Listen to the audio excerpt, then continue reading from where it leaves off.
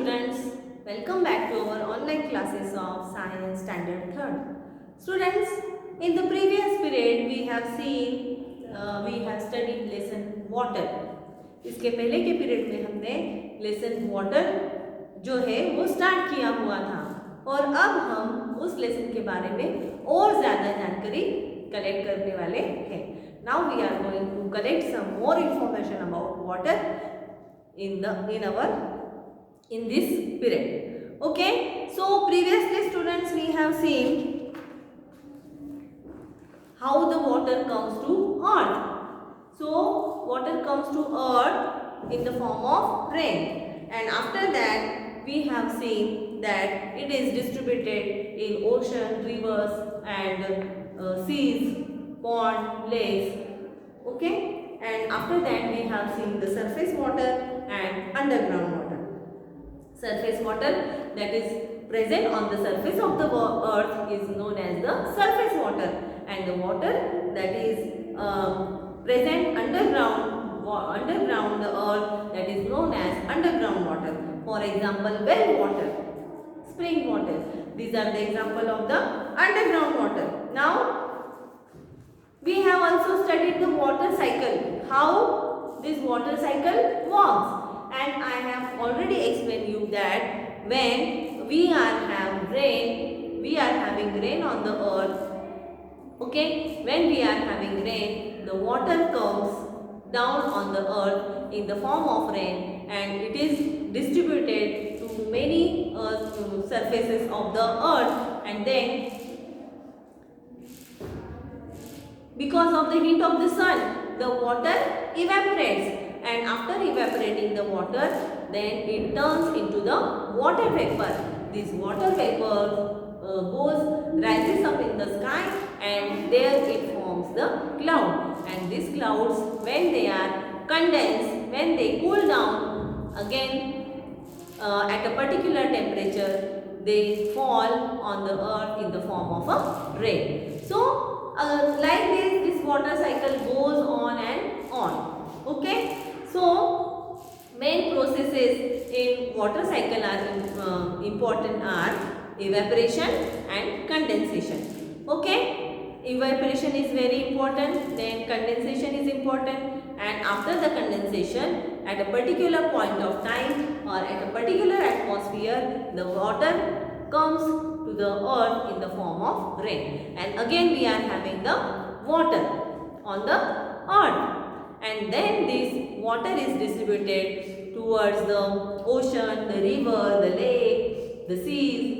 and then the water that is present in the river, because of the heat of the sun, it starts evaporating.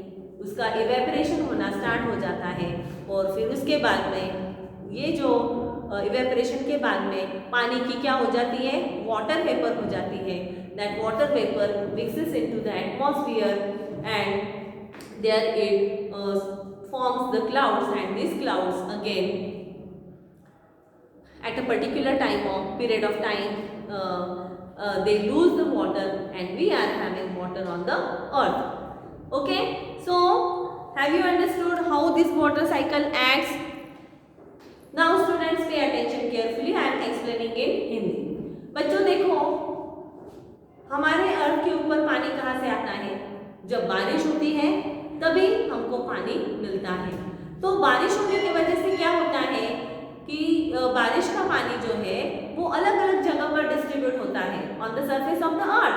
मतलब अर्थ के ऊपर जो अलग अलग portion है, फॉर एग्जांपल सी है, ओशन है, रिवर है, पॉन्ड है, लेक है, तो ये जगह पर ये पानी क्या हो जाता है, डिस्ट्रीब्यूट हो जाता है. ड्यूरिंग द डे टाइम, जब दिन होता है तो क्या होता है, ड्यूरिंग द डे टाइम आकाश में क्या होता है, सूरज होता है, and because of the heat of the sun, सूरज क्या देता है हमको, रोशनी देता है और गर्मी देता है.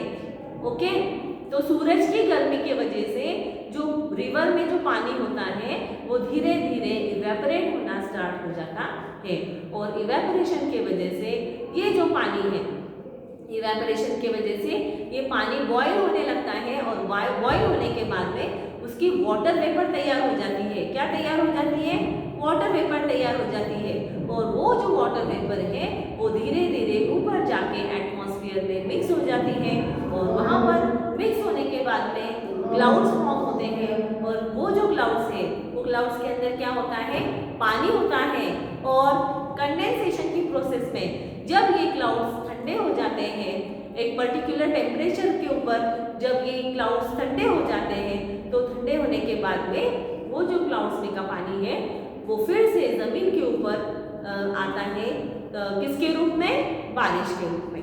फिर से वो पानी ज़मीन के ऊपर आता है, रिवर में जाता है, सी में जाता है, ओशन में जाता है, पॉन्ड में जाता है, लेक में जाता है और फिर ये इवेपोरेशन की प्रोसेस स्टार्ट हो जाती है जब दिन आता है। दिन में जब सूरज होता है, सूरज की रोशनी की वजह से फिर ये पानी बॉयल होने लगता है, इवेपोरेट होने लगता है और फिर उसकी वाटर वेपर तैयार हो जाती है और वाटर वेपर तैयार होने के बाद में फिर से वो पानी जो है वो ऊपर जाके क्लाउड्स फॉर्म हो जाते हैं, कंडेंस होता है, कंडेंस होने के बाद में फिर वो बारिश के रूप में ज़मीन के ऊपर आता है। तो ये जो है वाटर साइकिल जो है ये चलते रहना है, ये जो प्रोसेस है ये कंटिन्यू होती रहती है। इवेपोरेशन होता है, फिर कंडेंसेशन होता है, कंडेंसेशन के बाद में again the water comes to the earth. तो ये जो प्रोसेस है ये चलते रहती है because of the heat of the sun. Now students, have you observed, take one example, when you are heating water in your home, at your home, अगर तुम घर में अगर थोड़े से पॉट में, छोटे से पॉट में अगर तुम पानी बॉईल करने के लिए रखोगे तो वो पानी धीरे धीरे बॉईल होने लगता है। पानी गर्म होने के लिए अगर तुम रखोगे तो वो धीरे धीरे गर्म होने लगता है। गर्म होने के बाद में उसकी क्या तैयार होती है, उसमें से भाप निकलने लगती है, उसकी वाटर वेपर तैयार होती है और फिर धीरे धीरे वो वाटर वेपर जो है वो एटमॉस्फेयर में मिक्स हो जाती है और थोड़ी देर के बाद में जब तुम देखोगे तो पानी की लेवल जो है वो तुमको कम दिखाई देगी। मतलब जो पानी तुमने बॉईल करने के लिए रखा था उससे वो जो पानी की लेवल है वो कम हो जाती है। मतलब ये बाकी का पानी कहाँ पर जाता है, तो ये बाकी का पानी जो है उसकी वाटर वेपर बन जाती है और वो एटमॉस्फेयर में मिक्स हो जाता है। ये वाटर साइकिल जो है ये समझना बहुत इम्पोर्टेंट है, इसके लिए मैंने तुमको ये हिंदी में समझाया। So I hope that you have understood water cycle, how it acts in nature. Nature में किस तरह से ये वाटर साइकिल काम करता है, I hope that you have understood this. इसीलिए मैंने आपको ये हिंदी में एक्सप्लेन करके बताया. Now students, when we are having water in the river, when we are having water in the ponds, in the lakes, okay, or it is stored in the dam. So this water is provided to us in the form of a this water is provided to us, okay, and when we are receiving this water, जब हमको ये पानी मिलता है तो वो पानी वैसे के वैसा ही हमको प्रोवाइड करते हैं क्या? मतलब जब ये पानी रिवर में स्टोर होता है या तो फिर लेक में स्टोर होता है या तो फिर डैम में स्टोर होता है, तो ये जो पानी है क्या ये वैसे के वैसे हमको प्रोवाइड किया जाता है? नहीं, क्योंकि दिस वाटर कंटेन्स इम्प्यूरिटी। ये जो पानी होता है इसमें क्या रहता है? इम्प्यूरिटीज रहती है। मतलब अलग अलग तरह की इम्प्यूरिटीज इसमें होती हैं। पानी जो है वो पोल्यूटेड होता है तो it is not safe for our drinking. ये पानी पीना हमारे लिए सेफ नहीं होता है, तो इसके लिए we have to do so many processes to make the water clean. हमको ये पानी क्लीन करने के लिए बहुत सारी प्रोसेस करनी पड़ती हैं and then we are having the clean water at our home and then it is potable. In the previous period I have also explained you what is the meaning of potable water. Potable water means the water that is safe for drinking, जो पानी पीने के लिए safe होता है, जो पानी पीने के बाद में हम कभी भी बीमार नहीं पड़ते हैं, हम सुरक्षित फील करते हैं, तो वही उसी पानी को हम बोलते हैं पोर्टेबल वाटर। ओके, तो ये कोई भी पानी जो है वो पीने से पहले उसको फिल्टर करना बहुत ज़रूरी होता है, उसको प्यूरिफाई करना बहुत ज़रूरी होता है और वो प्यूरिफाई करने के बाद में जो पानी हमको मिलता है that is called the portable water. means after filtering or cleaning the water, we are getting the potable water, pure water, and that water is safe for drinking. That doesn't cause any diseases. Okay, so now we are going to study, students, the various ways to purify the water. Now, which are the various ways? Before that, I have also already explained you characteristics of drinking water. It should be colorless. It should be odorless. पानी का कोई भी colour नहीं होता है. It is colorless. It should be odorless. उसी तरह से पानी को किसी भी तरह की स्मेल नहीं होती है. It should be odorless. Odor मतलब स्मेल. पानी को किसी तरह की स्मेल नहीं होती है. And free from suspended impurities. मतलब उसमें कोई किसी भी तरह की मिलावट नहीं होती है, impurities नहीं होती है, हानिकारक जो चीज़ें हैं वो पानी में मिक्स नहीं होती है. And free from bacteria and germs. उसमें कोई भी बैक्टीरिया नहीं होता है, कोई जर्म्स नहीं होते हैं और कोई भी हार्मफुल सब्सटेंसेस नहीं होते हैं. तो ऐसे ये सब जो है ये पानी की कैरेक्टरिस्टिक्स हैं. Characteristics of drinking water, that is portable water. Now students, we are going to study purification of water. The topic that we are going to study today is purification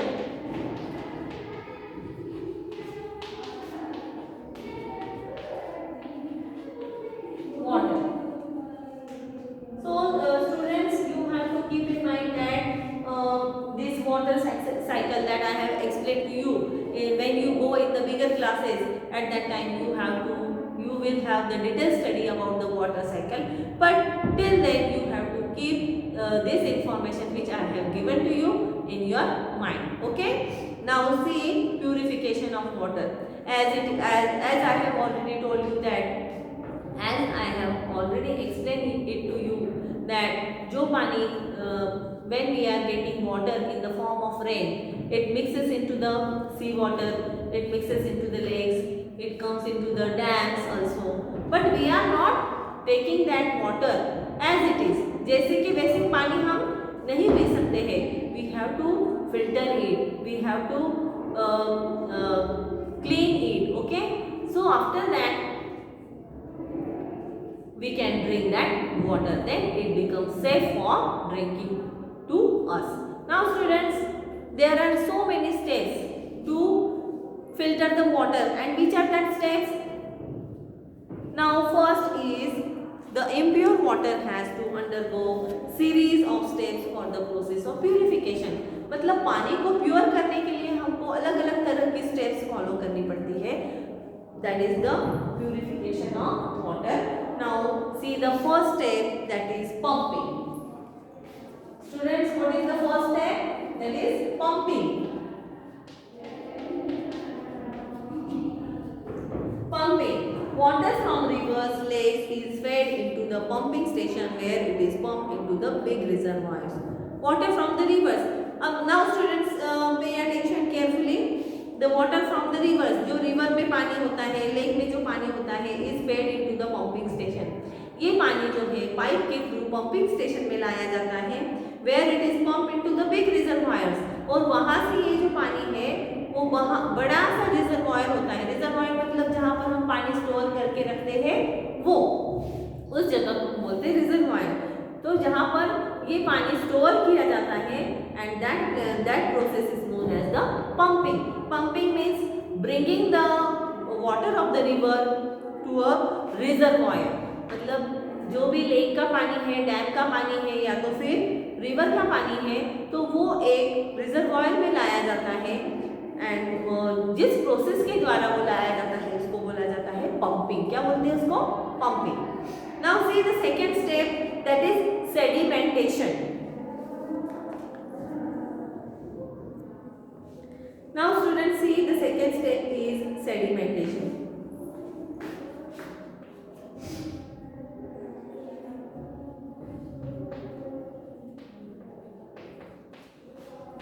Sedimentation. So have you got the meaning of pumping? जो भी river का पानी है, dam का पानी है, lake का पानी है, वो पानी जो है पंपिंग प्रोसेस के थ्रू, मतलब पाइप्स के थ्रू, मशीनरीज के थ्रू एक बड़े से रिजर्वायर में वो पानी वहाँ पर कलेक्ट किया जाता है, उसको वहाँ पर स्टोर किया जाता है, और जिस प्रोसेस के द्वारा, जिस मशीनरीज और पाइप्स के द्वारा वो पानी जहाँ पर जमा किया जाता है उस प्रोसेस को बोलते हैं pumping. Second is sedimentation. Sedimentation means water is collected in the reservoirs. पानी जो है वो रिजर्वायर में कलेक्ट किया जाता है and heavy particle settle down in this tank. तो बड़ा सा टैंक होता है और फिर पानी जो है वहाँ पर कलेक्ट होने के बाद में वो सेटल हो जाता है। सेटल हो जाता है मतलब एकदम थम जाता है, मतलब पानी में कुछ भी हलचल नहीं होती है। वो कैसे हो जाता है? स्थिर हो जाता है, मतलब उसमें कुछ भी हलचल नहीं होती है, वो थम जाता है एक जगह पर। और जो हेवी पार्टिकल्स जो होते हैं पानी में, ओके, तो वो जो है वो जमीन के तह के ऊपर नीचे आ जाते हैं। समझ में आया? These heavy particles settle down in the tanks and chemicals like alum are added to speed the process of sedimentation. और इसके लिए फिर उसमें क्या किया जाता है? एलम ऐड किया जाता है। Now students, what is the meaning of alum? हम उसको मराठी में बोलते हैं तुरटी, या तो कोई लोग बोलते हैं उसको फिटकरी। जो ये जो एलम रहता है जो पानी को प्यूरिफाई करने का काम करता है, तो ये क्या करता है? What this alum does? This alum dissolves in water and brings the heavy particles that is present in the water to the bottom of the water. मतलब जो पानी के तह तक ये क्या करता है? जो हेवी पार्टिकल्स रहते हैं पानी में मिक्स हुए, तो उसको वो मतलब बॉटम में लाने का काम करता है, और इसी प्रोसेस को बोलते हैं sedimentation. What is the meaning of sedimentation? Sedimentation means settling down of the solid particles. तो सेडिमेंटेशन मतलब जो हेवी पार्टिकल्स रहते हैं तो उसको सॉलिड पार्टिकल्स को सेटल करने का काम, मतलब नीचे लाने का काम ये सेडिमेंटेशन की प्रोसेस के थ्रू होता है। Now third step is filtration. तीसरी स्टेप क्या है? Filtration. Up to now we have seen pumping and second process is sedimentation. Now we are going to see the filtration. Filtration किस तरह से होता है? Filtration मतलब पानी को फिल्टर करने की प्रोसेस। After sedimentation, जब पानी जो है वो सेटल हो जाता है, the water is filtered through a clean sand bed to remove finer suspended particles. पानी सेटल होने के बाद में पानी जो है वो फिल्टर होता है through a clean sand bed to remove the final suspended particles. मतलब ये फिल्टरेशन की प्रोसेस में जो अनक्लीन जो पार्टिकल्स होते हैं उनको निकाल दिया जाता है, उनको रिमूव किया जाता है, और क्लीन वाटर जो है वो हमको मिलता है। मतलब पानी को फिल्टर होने के बाद में क्लीन वाटर हमको मिलता है, उस प्रोसेस को हम बोलते हैं filtration. Then after that fourth process is chlorination. अभी पानी तो फिल्टर हो गया है, now we have get the clean water, then we need the process of chlorination. Okay, then water is then disinfected with a very small quantity of chlorine gas to kill the bacteria. Now when we have get this clean water, it is suspended for purities, it is free from suspended particles. Okay, it is clean now. Then we need to do the process of chlorination. Okay, now see, water is then disinfected with a very small quantity of chlorine. अभी इस process में क्या किया जाता है कि chlorine add किया जाता है पानी के अंदर। Okay, we have to add some chlorine powder, chlorine gas to kill the bacteria. Why we are adding the chlorine powder और chlorine gas to the water? Because we wanted to kill the bacteria present in the water. Now see on page number 97 you will see this picture. Okay, now see, this is the reservoir. यहाँ पर river का पानी जो है या वो store किया जाता है, फिर यहाँ से ये जो पानी है to store water collected from the river, lakes, etc. It is given here. Okay. इसके बाद ये जो वाटर है ये सेडिमेंटेशन टैंक में जाता है. सेडिमेंटेशन मतलब वहाँ पर वो पानी सेटल हो जाता है, मतलब उसमें कोई भी हलचल नहीं होती है और उसमें जो हैवी पार्टिकल्स हैं वो नीचे सेटल हो जाते हैं और उसके बाद में क्लीन वाटर जो है वो लोडेड टैंक में आ जाता है यहाँ पर. ओके, यहाँ पर क्लीन वाटर लोडेड टैंक में आ गया. फिर वो पानी जो है फिल्टरेशन टैंक में आता है. फिल्टरेशन टैंक में हम क्या करते हैं? We are adding the chlorine gas, we are adding the chlorine powder. And why we are adding the chlorine powder? To kill the bacteria. पानी वैसे तो आंखों को हमको क्लियर दिखाई देता है, लेकिन वो क्लियर होता है क्या, सेफ होता है क्या? नहीं, अभी भी उसमें जो बैक्टीरिया है वो बैक्टीरिया को रिमूव करने की ज़रूरत होती है. तो यहाँ पर फिल्टरेशन टैंक में वो पानी आने के बाद में हम उसमें क्या ऐड करते हैं? क्लोरीन पाउडर ऐड करते हैं या तो फिर क्लोरीन गैस ऐड करते हैं. उसके बाद में पानी जो है वो पूरी तरह से प्योर हो जाता है और फिर उसके बाद में वो क्लोरीनेशन टैंक में आने के बाद में वहाँ पर ये बैक्टीरिया फेल होने के बाद में हमको घर पे हमारे घर के नलों में पानी जो है वो सेफ पानी हम तक पहुँचता है. फिर ये पानी जो है ये पीने के लिए कैसे होता है? सेफ होता है. Then this water is very safe और this water is portable for drinking. Okay, तो ये जो पानी है हम आसानी से पी सकते हैं. ये पानी पीने के बाद में हमको कोई भी बीमारी नहीं होती. We are free from the diseases. So I hope this process of purification of water is clear to you. The last step is CHLO, CHLORINATION.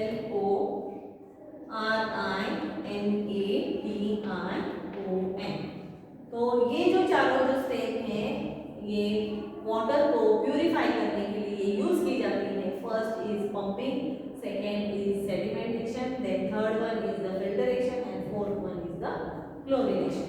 Once again I am repeating you.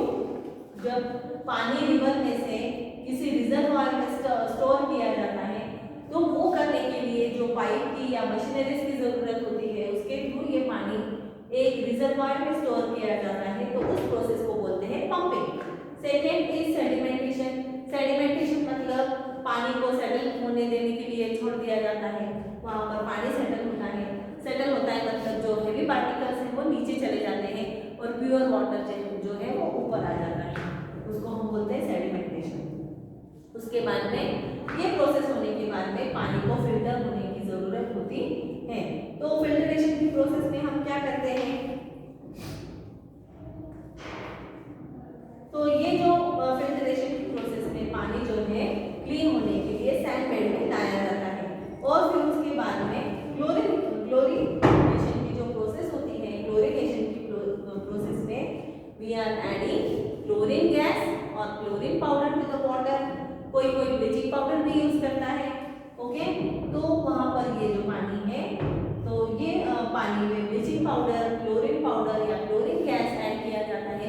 उसके वजह से पानी के अंदर जो bacteria, harmful bacteria रहते हैं तो वो मर जाते हैं. Then the water becomes safe for drinking. So this is the whole process of the purification of the water. So I hope this you have understood, students. Now let's move forward. Water purification at a small level. ये जो पानी है हम छोटी quantity में भी pure कर सकते हैं. किस तरह से? Now water supplied to the houses may sometimes carry germs in the way. कभी कभी ऐसे होता है कि पानी वहाँ पर फिल्टर करने की जगह पर पानी फिल्टर तो होता है, क्लीन तो होता है, लेकिन आते आते उसमें जर्म्स ऐड हो सकते हैं. सो दिस जर्म्स में बी रिमूव्ड बाय. तो ये जो जर्म्स हैं ये रिमूव करने के लिए हम क्या करते हैं? Boiling and straining. Generally rainy season में ये होता है. रेनी सीजन में जो पानी हमको टैप्स में मिलता है वो कैसे रहता है? It is very muddy. कैसे रहता है? मडी दिखता है हमको, उसमें थोड़ी सी सॉइल मिक्स होती है. तो ऐसा पानी जो है वो पीने के लिए हानिकारक होता है. And to avoid this we are boiling and straining the water. तो ये सब अवॉइड करने के लिए हम क्या करते हैं? पानी को बॉयल करते हैं. या तो फिर स्ट्रेन करते हैं।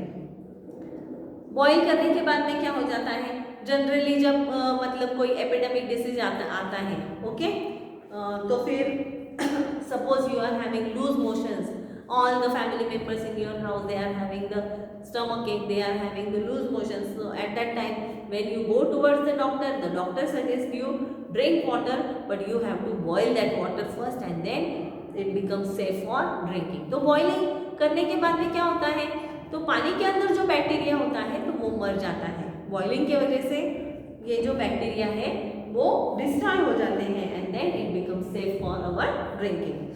सो वाटर में boil and then filter with the help of a clean cloth. तो हम क्या करते हैं, पहले सबसे पहले पानी को बॉइल करते हैं and then we can clean, we are filtering it with the clean cloth, मतलब एक साफ सुथरे कपड़े से हम उसको छान लेते हैं।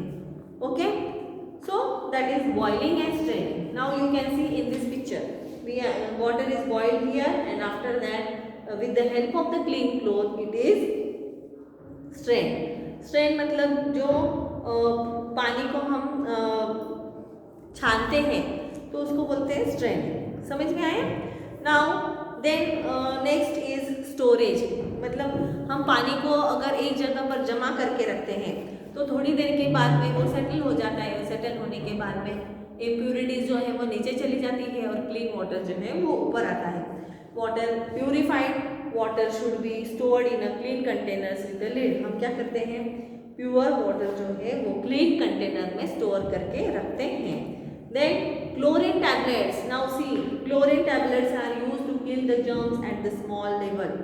हम क्या करते हैं, पानी को क्लीन करने के लिए या तो पानी के अंदर जो बैक्टीरिया होता है उसको मारने के लिए हम क्या करते हैं, क्लोरीन टैबलेट यूज करते हैं।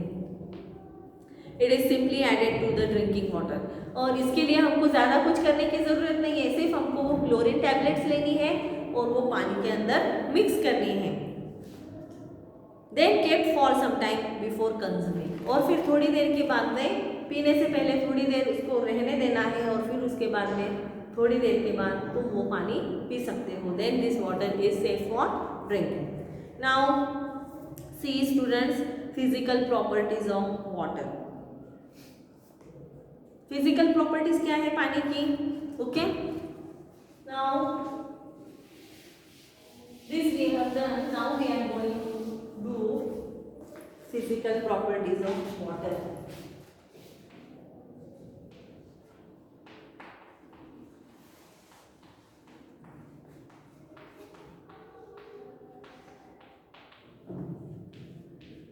Physical properties of water. तो वाटर की फिजिकल प्रॉपर्टीज क्या है?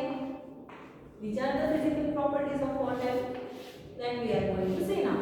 Now see, first is color. Previously I have told you that what pure water does not have any color. Okay, pure water is colorless. तो सबसे पहले quality क्या है? color. It is colorless. Second, first is color, second is odor.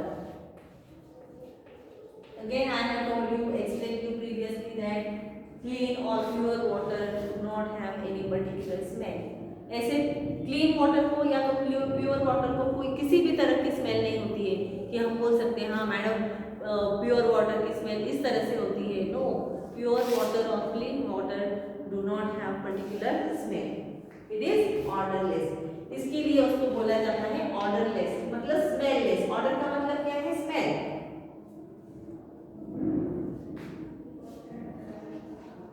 Odourless. Okay, then third one is taste. पानी की कोई particular taste होती है क्या? No, it is tasteless. पानी की कोई भी पर्टिकुलर टेस्ट नहीं होती। Pure water has a flat taste, it is having a flat taste or tasteless, या तो हम उसको बोलते हैं टेस्टलेस।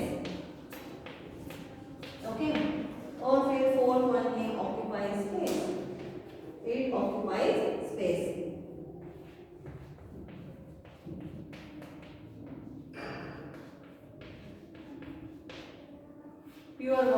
है वो स्पेस ऑक्यूपाई करता है। मतलब अगर तुम पानी को जिस कंटेनर में डालोगे उस कंटेनर का शेप वो लेता है। Now see one activity, a very funny activity is given here. Take few balloons and fill them with water. जैसे होली में हम करते हैं ना, जो पानी के जो बलून्स होते हैं, मतलब होली के दिनों में हम यूज करते हैं, देखो वो बलून वाटर बलून्स होते हैं, उसमें हम कलर का पानी फिल करते हैं और फिर एक दूसरे के ऊपर फेंकते हैं। Like this we enjoy the festival of Holi.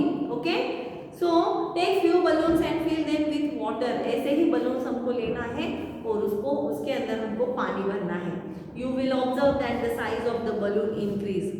जब बलून नॉर्मल साइज में रहता है तो उसकी साइज जो रहती है, उसका शेप जो रहता है वो अलग होता है।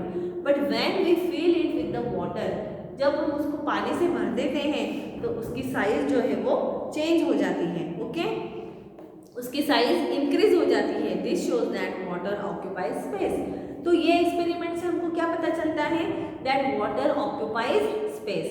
पानी जो है पानी जो है वो स्पेस ऑक्यूपाई करता है as it fills in the balloons completely. मतलब बलून में जब हम पानी को फिल करते हैं तब हमको पता चलता है कि water occupies space.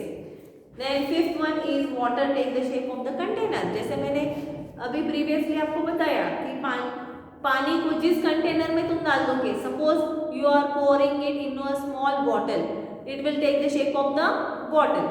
If you are pouring the water into the glass, it will take the shape of the glass. एक कांच का प्लेन ग्लास लो और उसके अंदर तुम पानी डालो तो फिर वो जो पानी है वो पानी को शेप किसका मिल जाएगा? ग्लास का मिल जाएगा। समझ में आया? Now see, take one activity is given here. Take 4 containers of different shape. Now add 100 millilitre water to each container. You will observe that water takes the shape of the container. Now यहाँ पर देखो, ये जो container है ये अलग है, फिर उसके बाद में ये जो ग्लास है उसका शेप अलग है, फिर छोटा ग्लास है, फिर एक बड़ा सा कांच का ग्लास है, प्लेन ग्लास है। तो इस सभी के शेप अलग अलग हैं और जब हम उसके अंदर पानी डालते हैं तो पानी का भी शेप उसके जैसे हो जाता है। Now next topic is hard water and soft water. Now what is this hard water and soft water? क्या है hard water and soft water?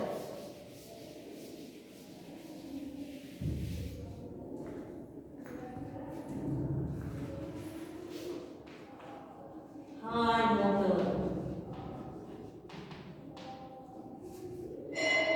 and soft water.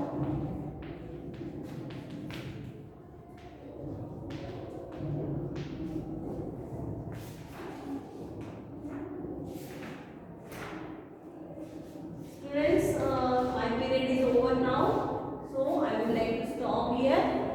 These hard water and soft water we will do in the next period. I hope that the lesson up to now I have explained to you, you have understood it very well, okay, and you can also give the question and answers also, okay. So is this clear to you, students? Now I would like to stop here. Bye for now. Bye bye.